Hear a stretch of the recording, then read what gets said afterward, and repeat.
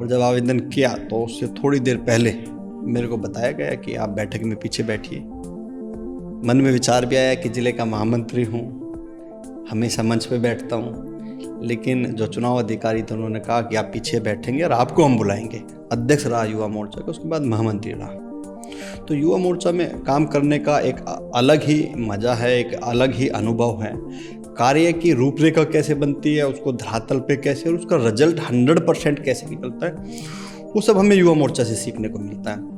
कोई ना कोई चुनाव, चाहे लोकसभा का, चाहे विधानसभा का है, चाहे निगम का, में सरकार लगी हुई थी और अगले पौने 5 साल तक कोई भी चुनाव नहीं है। पूर्ण रूप से और शुद्ध रूप से सरकार गुड़गांव के विकास के लिए काम करेगी।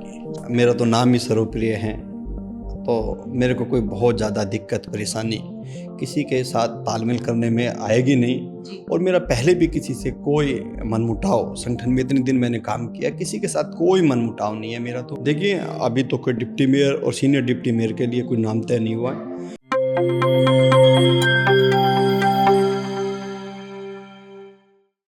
नमस्कार दोस्तों, मैं हूं शैली शर्मा और आप देख रहे हैं जेपी हरियाणा।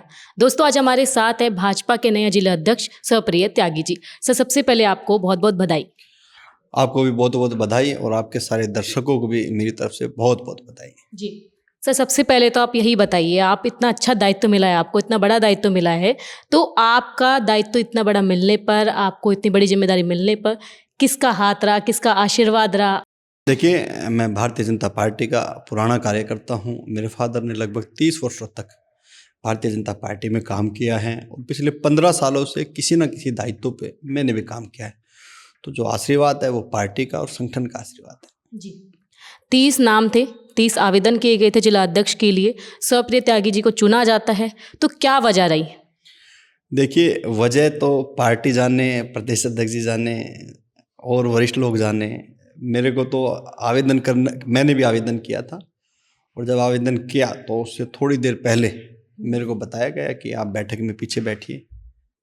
मन में विचार भी आया कि ज़िले का महामंत्री हूँ, हमेशा मंच पे बैठता हूँ, लेकिन जो चुनाव अधिकारी थे उन्होंने कहा कि आप पीछे बैठेंगे और आपको हम बुलाएंगे। जी, ये पार्टी का, ये एक परिपाटी है, ये एक स्वरूप है। तभी मेरे को पता लगा कि इतनी बड़ी जिम्मेदारी पार्टी संगठन मेरे को देने जा रहे हैं। जी। जो भी कोई दायित्व संभालता है तो उसका अपना एक रोड मैप होता है, अपना एक भविष्य के लिए अपनी प्रणाली तैयार करते हैं कि हमें आगे क्या काम करना है, किन विषयों को लेकर काम करना है।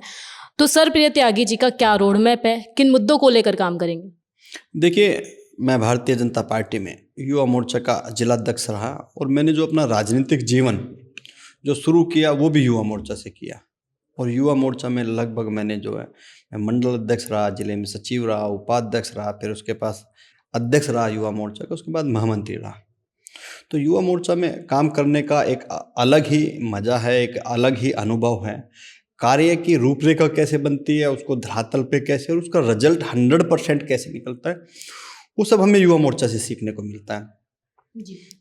सर्वप्रिय जी, आप गुड़गांव में रह रहे हैं, गुड़गांव में समस्याओं का अंबार है, आप भी देखते होंगे।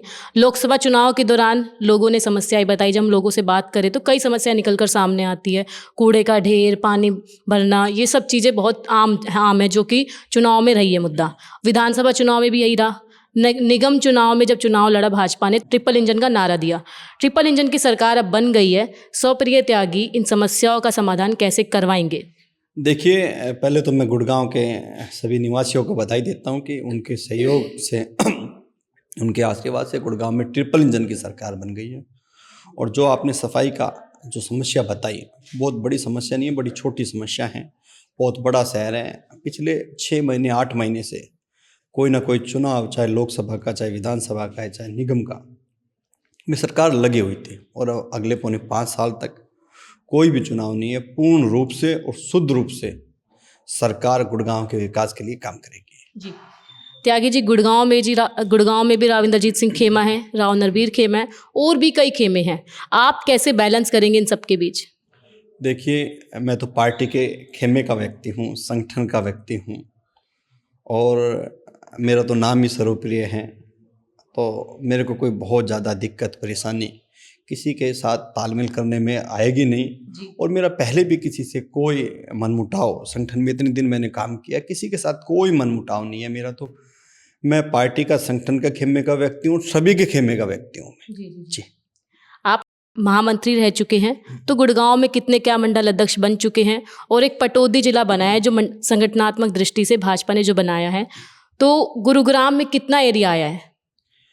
देखिए, गुड़गांव से अब पटौदी एक अलग जिला बना दिया है। पहले हमारे 27 मंडल थे, 10 मंडल उधर चले गए, 17 मंडल हमारे इधर रह गए और काम का बंटवारा हुआ है जिला, तो वो भी हमारा अपना जिला है जी।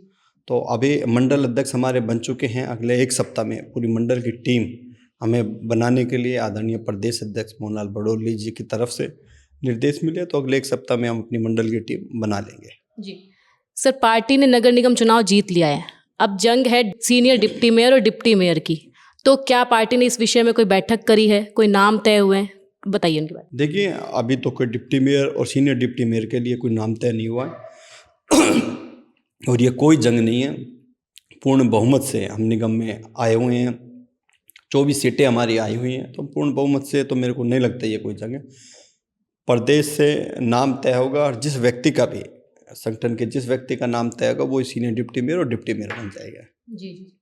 आपकी भाजपा में एंट्री कब हुई? आपके पास भाजपा में क्या क्या दायित्व रहे, शुरू से लेकर अब तक आपका क्या सफर रहा भाजपा में, उसके बारे में बताइए। देखिए, मैंने लगभग 2006-07 से अपना राजनीतिक जीवन शुरू किया है और उससे पहले जब मैं बहुत छोटा होता था और सुधा जी बहन जी ने जब चुनाव लड़ा पार्लियामेंट का 99 में 99 में, तो मैं अपने फादर के साथ चुनाव देखने जाता था। मैं बहुत छोटा होता था, 7th में 8th में पढ़ता था और अपने फादर के साथ मैं उनकी गाड़ी में बैठ के चुनाव को देखने के लिए जाता था।